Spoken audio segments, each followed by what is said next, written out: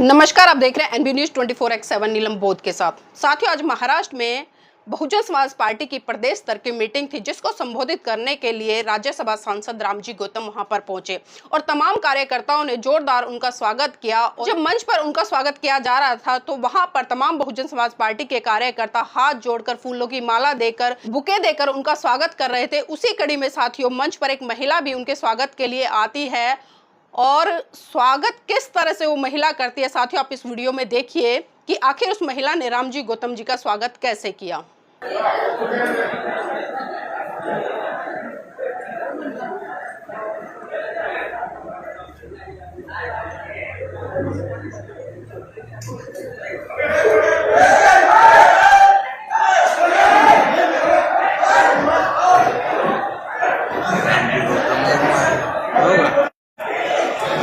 अरे काय झालं?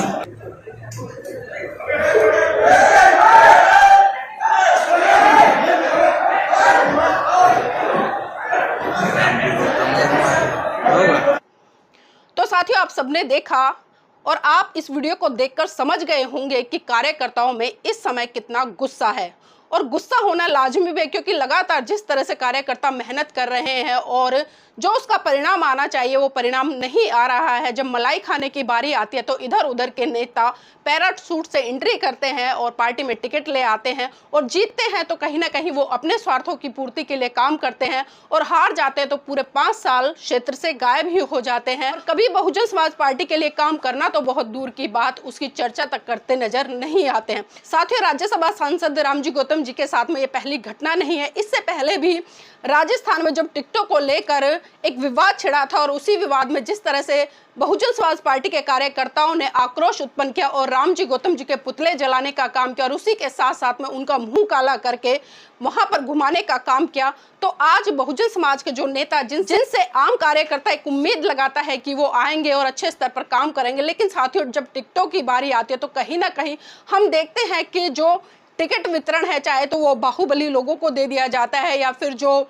धन संपदा से काफी अच्छे संपन्न होते हैं उनको टिकट दे दिया जाता है। और इसी चीज को लेकर आम कार्यकर्ताओं में रोष उत्पन्न हो जाता है और वो रोष साथियों कुछ इस तरह से निकलता है। खैर, इस घटना की अभी पूरी जांच होना बाकी है। ये घटना क्यों हुई और इस घटना को अंजाम देने का उस महिला का क्या उद्देश्य था, क्या वो पार्टी की कार्यकर्ता थी या नहीं थी। लेकिन यहाँ पर सवाल ये भी उठ रहा है, अगर कार्यकर्ता ना होती तो वो मंच पर नहीं पहुंचती, क्योंकि इतने बड़े मंच पर और राज्यसभा सांसद को एक तरह से सम्मानित करने के लिए कोई भी आम व्यक्ति वहां पर नहीं पहुंच पाता। तो कहीं ना कहीं साथियों इस बात से ये तो साबित हो जाता है कि वो महिला पार्टी की कार्यकर्ता है।